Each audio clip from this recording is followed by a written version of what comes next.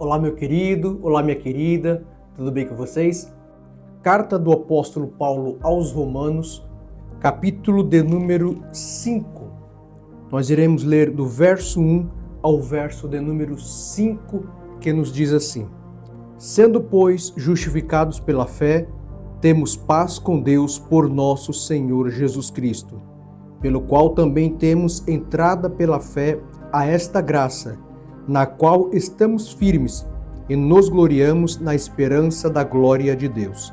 E não somente isto, mas também nos gloriamos nas tribulações, sabendo que a tribulação produz a paciência, e a paciência a experiência, e a experiência a esperança.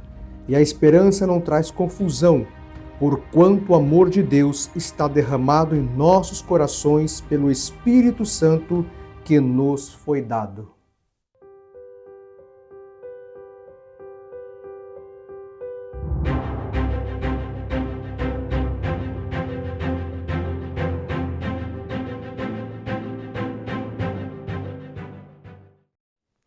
Lembre-se que a justificação é a declaração de Deus de que o crente pecador é justo em Cristo. É a justiça imputada, posta em nossa conta, ou seja, justificação é o ato pelo qual o homem passa do pecado ao estado de graça, se torna digno da vida eterna. Ser justificado é ser reconhecido por inocente.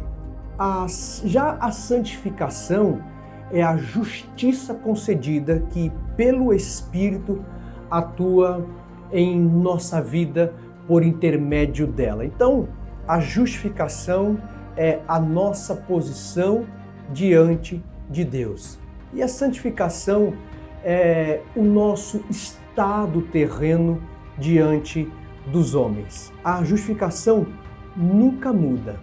A santificação, sim, ela muda. Agora vamos ver as bênçãos que temos pela justificação. A primeira é a paz. Versículo 1. Sendo, pois, justificados pela fé, temos paz com Deus por nosso Senhor Jesus Cristo. Houve um tempo em que fomos inimigos de Deus. Olha o versículo 10 deste mesmo capítulo que nos diz assim: porque se nós, sendo inimigos, fomos reconciliados com Deus pela morte de seu Filho. Então, em Cristo, temos paz com Ele. Paz com Deus quer dizer que o sangue de Jesus resolveu o nosso problema. O nosso problema com o quê? Com o pecado. Porque Deus é o nosso Pai. Deus, Ele é o nosso juiz. A segunda bênção é termos acesso a Deus. Veja só, a segunda bênção é termos acesso a Deus. O versículo 2, a parte A, diz assim: pelo qual também temos entrada pela fé a esta graça na qual estamos firmes. Em Cristo temos uma posição perfeita diante de Deus e podemos entrar em sua presença. Hebreus, no capítulo 10, do verso 19 ao 25, depois você lê esse versículo. Então hoje podemos entrar na presença de Deus, porque antes estávamos em Adão e estávamos condenados, mas hoje nós podemos entrar até a presença de Deus. E a terceira bênção da justificação é a esperança. Ainda no versículo 2, agora a parte B, nos diz assim: e nos gloriamos na esperança da glória de Deus. Vamos ler Efésios capítulo 2, o verso 11 e o verso 12, que diz assim: portanto, lembrai-vos de que vós, noutro tempo, éreis gentios na carne, e chamados de incircuncisão, pelos que, na carne, se chamam circuncisão feita pela mão dos homens. que naquele tempo estáveis sem Cristo, separados da comunidade de Israel, estranhos aos concertos da promessa, não tendo, olha só, não tendo esperança e sem Deus no mundo. Precisamos verificar que a pessoa não salva não tinha esperança. Não podemos nos gloriar nas boas obras, pois elas não trazem salvação. Vou repetir, não podemos nos gloriar nas boas obras porque ela não traz salvação.